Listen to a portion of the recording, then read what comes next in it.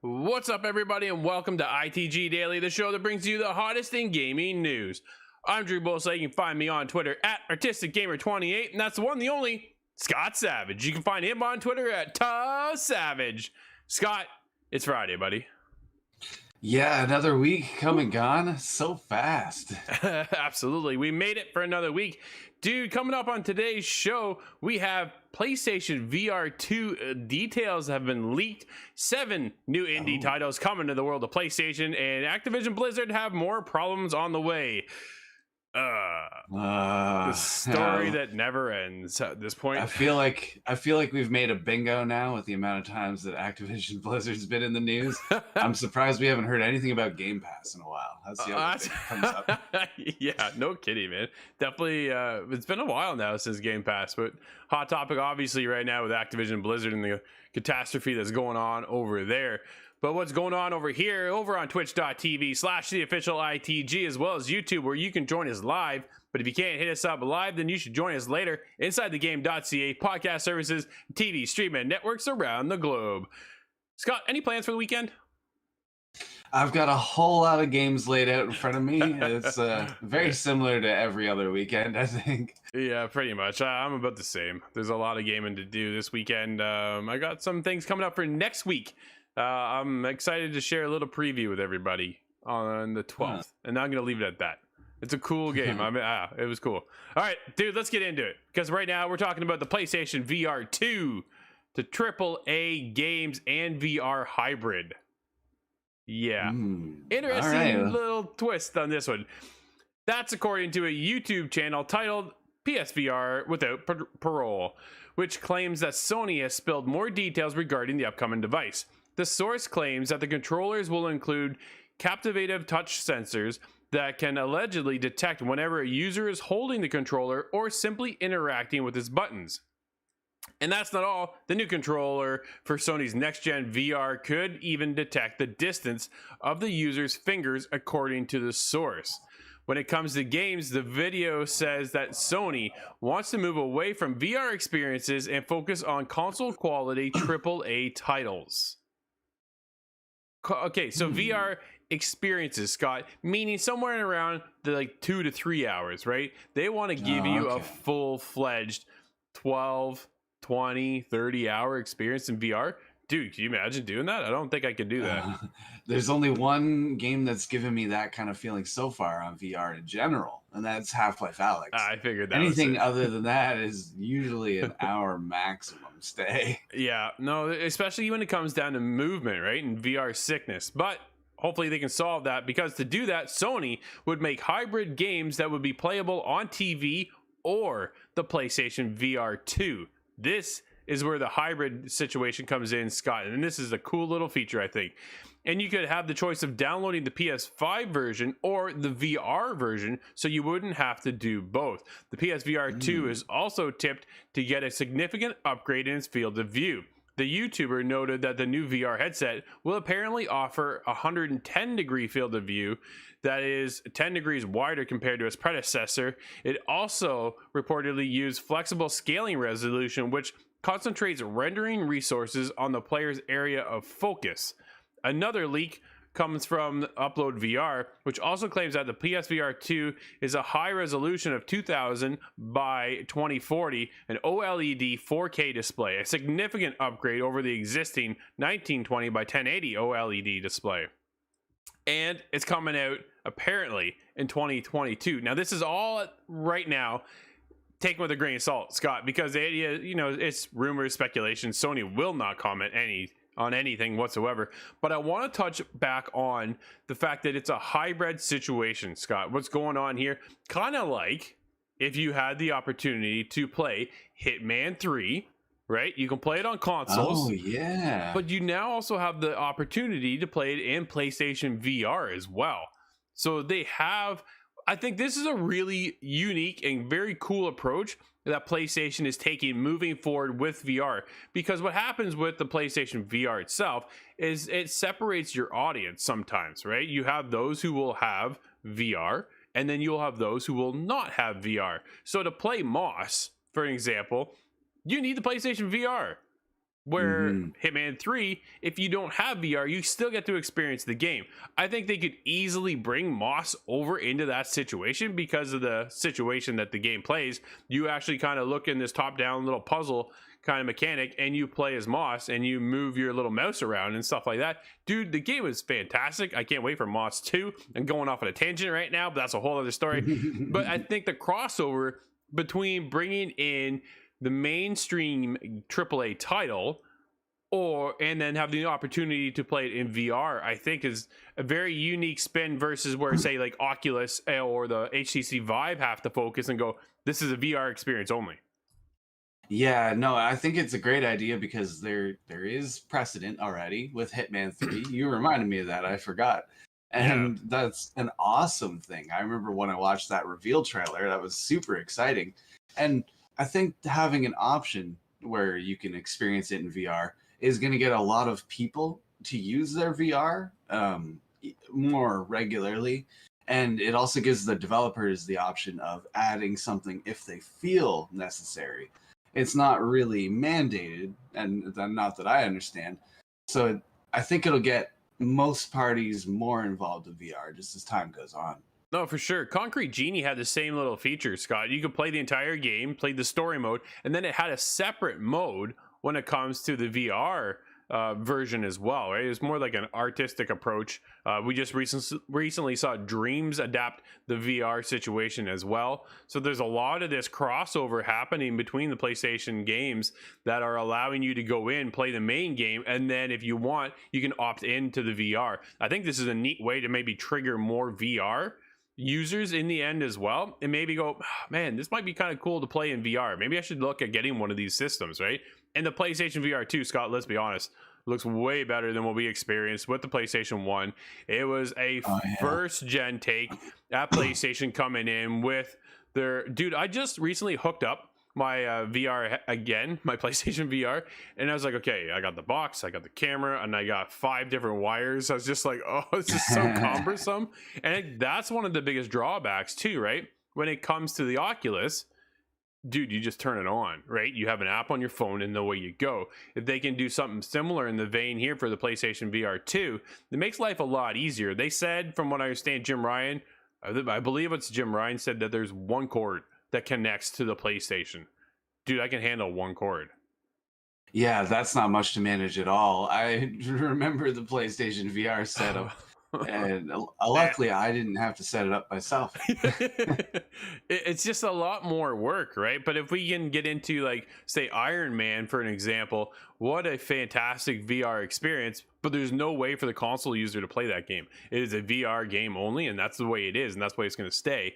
But if you have the opportunity now to fly around, I wonder what this does for a taxing purpose now for the developer side, as to, do you now make basically 2 games? Yeah, that's where it would take on a lot of responsibility. It seems like it's an optional thing, I would think. Sure. But maybe there's some sort of bonus to partaking in that. Well, okay, what game, Scott, I think in the future of PlayStation would we like to see add VR? Like, could you imagine playing the next God of War in VR? I have a sad answer for that one. And something we mention a lot. Why? Metal Gear. Dude, that yeah, that's not gonna happen, unfortunately. Splitters. Oh. No, speaking of not happening, it just hurts. Absolutely, that hurts. Yesterday, Scott, though, PlayStation announced 7 new indie titles making their way over, and one of those was the uncovered of the full story of Riley, as Oxenfree 2 Lost Signals is coming over to the world of PlayStation. Axiom Verge 2 was introduced some new exploration mechanics to the genre, and a bewitching crafting adventure, Witchwood, comes to the brew over on the PS4 and PS5 this fall. There are other titles as well. Sol Cresta was revealed from Platinum Games. A space shooter follow-up is 36 years in the making. Holy 36 years. I think that beats out Duke Nukem forever. Yeah, that's awesome. Man, good old Duke. Yeah, I couldn't see us making that game anymore. Another one, too, was Crafting a Tiny World. Look behind the scenes at the creation of a short hike was also announced. The reverse horror experience Carrion was announced as well. And Hades is making its way over to the PS4 and PS5. Oh, cool. Not bad at all. Scott, let's get into what is a continuing saga over in the world of Activision Blizzard, as investors call sees some investors asking for a plan for change amidst the labor of lawsuit. As more details surface in relation to the lawsuit, an investors call took place on August 3rd, and the overall feeling of the meeting felt different than the usual shareholder conference. Though advertising goals and release timelines were addressed, including news about Diablo 2 and Overwatch 2, a portion of the call took on a somber tone as questions from stakeholders were fielded about the future of the company. Activision Blizzard CEO Bobby Kotick opened the call with a statement that was similar to his public acknowledgement of the labor lawsuit last week. Quote, "I want to start by making clear to everyone that there is no place at our company where discrimination, harassment, or equal treatment of any kind will be tolerated. Nowhere." Unequal. Oh, sorry, That'd be equal. hilarious. No equal treatment. Unequal. Yeah, sorry about that. Yeah. Putting the foot down. We so appreciate the current and former employees who have come forward in the past and recent days with courage.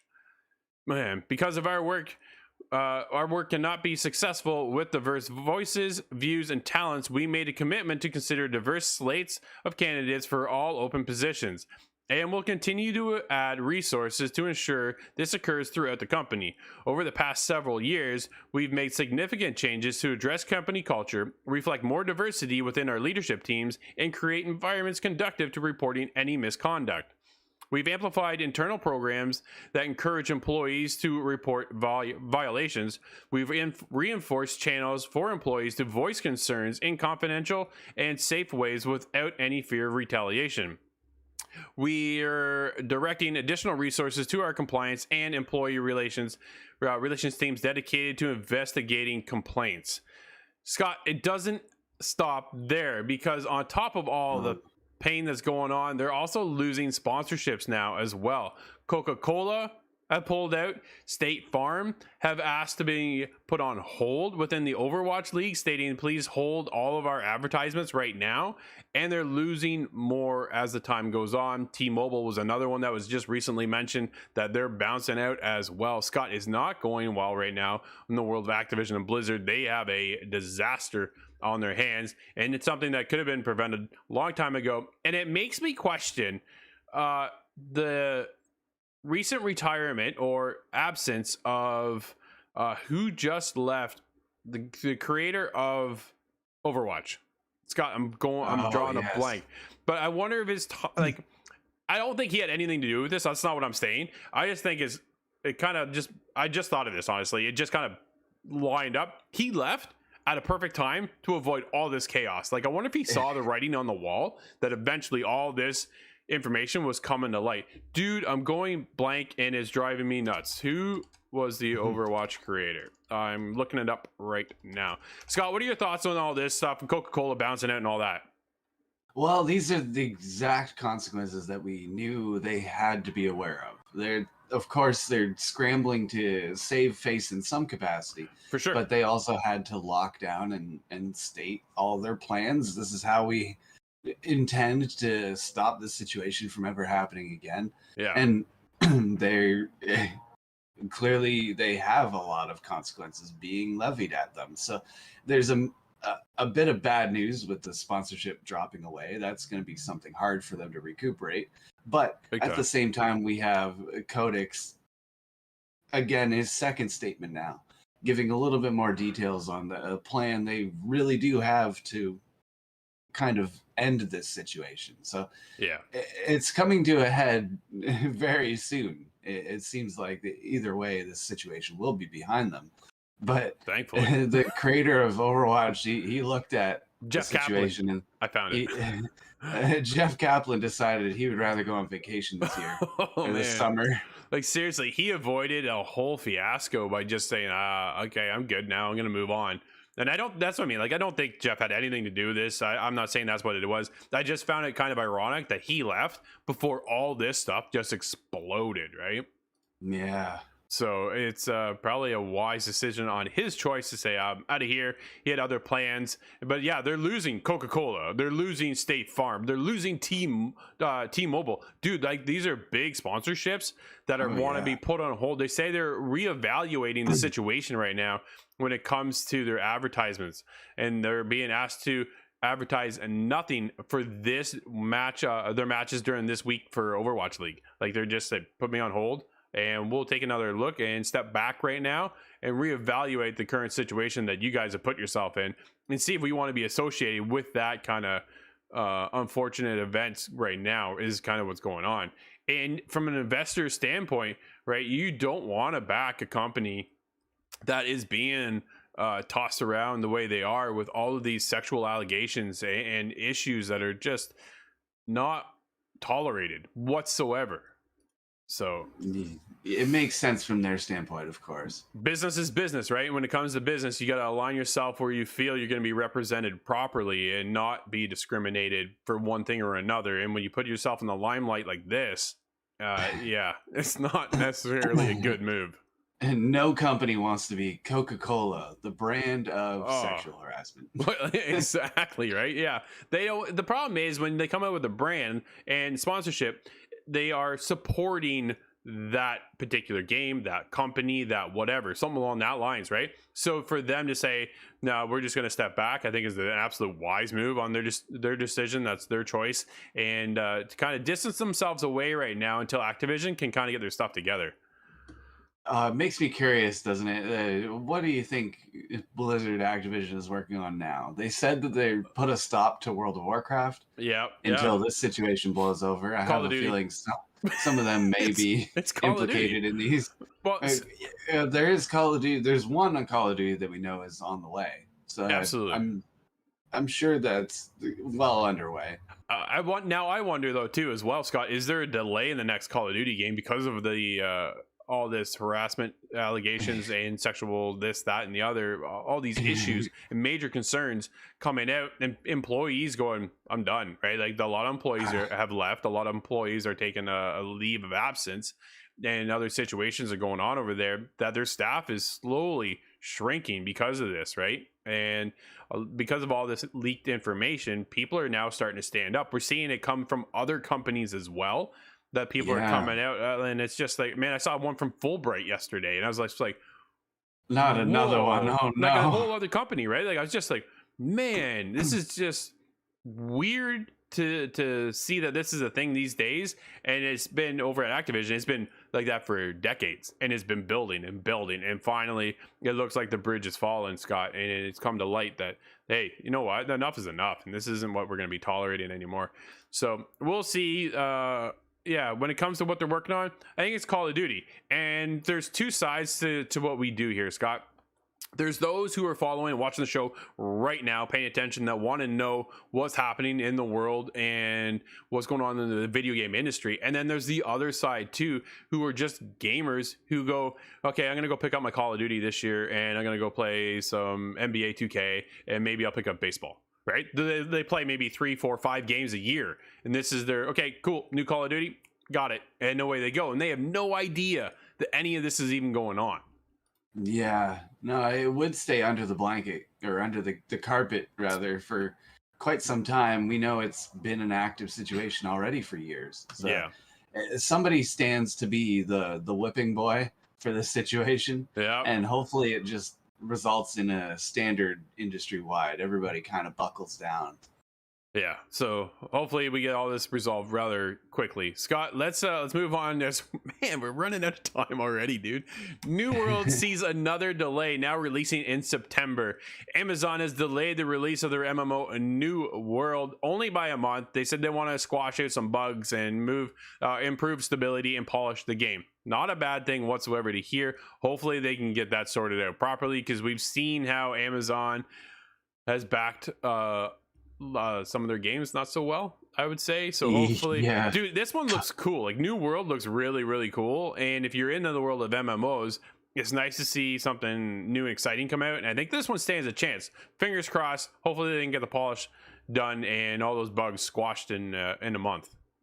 Well, let's just put it this way: there's significantly less World of Warcraft on the way.